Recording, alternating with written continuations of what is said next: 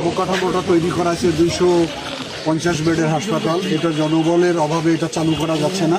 আমি ইতিমধ্যে স্বাস্থ্যমন্ত্রীর সঙ্গে কথা বলেছি যে অল্প সময়ের মধ্যে জনবল নিয়োগ করে আমাদের এই আধুনিক হাসপাতালটা চালু করতে হবে। এটা হলো সবচেয়ে জরুরি বিষয় এখন দাঁড়িয়েছে।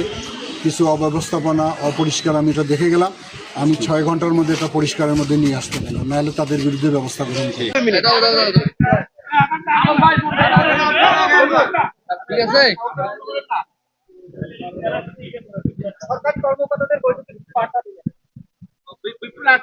ঠিক আছে। আমাদের তো নির্বাচনের ইশতেহার আমরা জনগণকে দিয়েছিলাম, সেই ইশতেহার জনগণ গ্রহণ করার কারণে বিপুল ম্যান্ডেট দিয়েছে বিএনপিকে।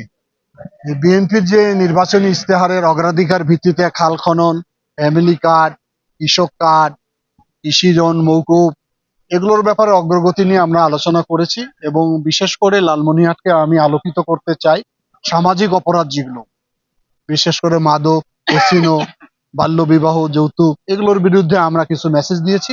ওনাদের যে 180 দিনের কর্মসূচি আমি দিয়ে গেছি, সেটার কিছুটা ফলো আপ করলাম। সামনে আবার বসে দেখবো কাজের কতটুকু অগ্রগতি হয়েছে।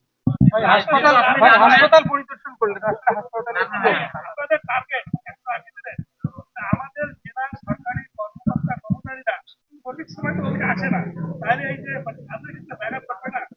এটা তো অবশ্যই হবে, কারণ মাননীয় প্রধানমন্ত্রী যদি 9টার সময় অফিস করতে পারে, এখন উপজেলা জেলা লেভেলে যদি কেউ না করে, এই গড়িমসি থাকে, আমাদের কাছে তথ্য থাকলে অবশ্যই তাদের বিরুদ্ধে ব্যবস্থা গ্রহণ করা হবে। সেটা হচ্ছে আপনি বিমানবন্দরটা আজকে যাবেন, পরিদর্শনে যাবেন, আমরা তো সেখানে প্রবেশ করতে পারবো না। বিষয়টা হচ্ছে কোনো পরিকল্পনা আছে কিনা বিমানবন্দর নিয়ে? এটা তো করবে বেসরকারি বিমান পরিবহন মন্ত্রণালয়।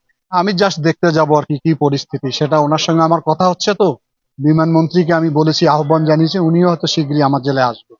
নির্বাচনী প্রতিশ্রুতি। হ্যাঁ, সেটা নিয়েই তো কাজ করতেছি আমরা। ধন্যবাদ।